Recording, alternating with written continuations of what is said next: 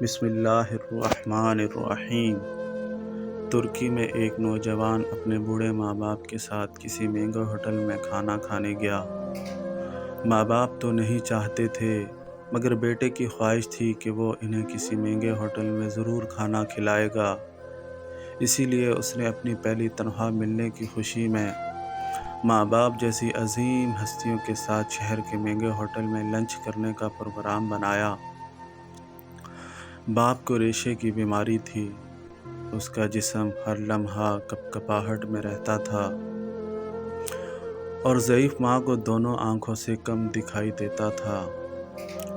یہ شخص اپنے بوڑھے ماں باپ کے ہمراہ جب ہوٹل میں داخل ہوا تو وہاں موجود امیر لوگوں نے سر سے پاؤں تک ان تینوں کو یوں عجیب و غریب نظروں سے دیکھا جیسے وہ غلطی سے وہاں آ گئے ہوں۔ کھانا کھانے کے لیے بیٹا اپنے دونوں ماں باپ کے درمیان بیٹھ گیا۔ وہ ایک نوالا اپنی ضعیف ماں کے منہ میں ڈالتا اور دوسرا نوالا بوڑھے باپ کے منہ میں۔ کھانے کے دوران کبھی کبھی ریشے کی بیماری کے باعث باپ کا چہرہ ہل جاتا تو روٹی اور سالن کے ذرے باپ کے چہرے اور کپڑوں پر گر جاتے۔ اسی قسم کی حالت ماں کے ساتھ بھی تھی۔ وہ جیسے ہی ماں کے چہرے کے پاس نوالا لے جاتا تو نظر کی کمی کے باعث وہ انجانے میں ادھر ادھر دیکھتی تو اس کے منہ پر اور کپڑوں پر کھانے کے داغ پڑ گئے تھے۔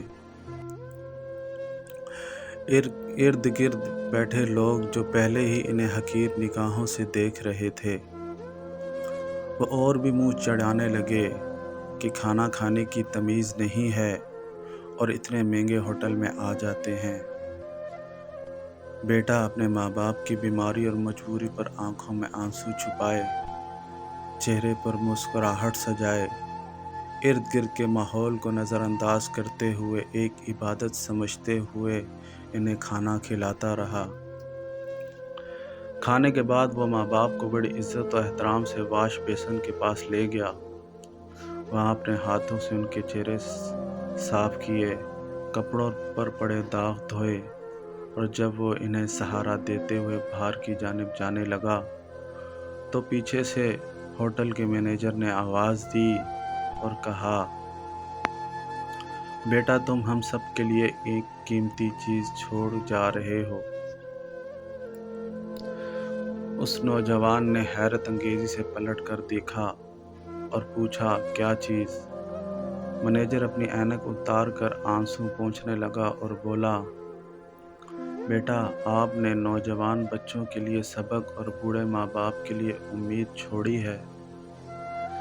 ناظرین، ماں باپ کی خدمت ہی سب سے بڑی عبادت ہے۔ نبی کریم صلی اللہ علیہ وسلم نے فرمایا، اگر میری ماں زندہ ہوتی تو میں عشاء کی نماز شروع کر چکا ہوتا۔ اس دوران وہ مجھے اپنے حجرے سے پکارتی، اے محمد، تو خدا کی قسم میں نماز چھوڑ کر ان کے پاس حاضر ہوتا اور ان کے قدموں سے لپٹ جاتا۔ اللہ پاک سے دعا ہے کہ وہ ہمیں اپنی والدین کا ادب و احترام اور خدمت کی توفیق عطا فرمائے۔ آمین۔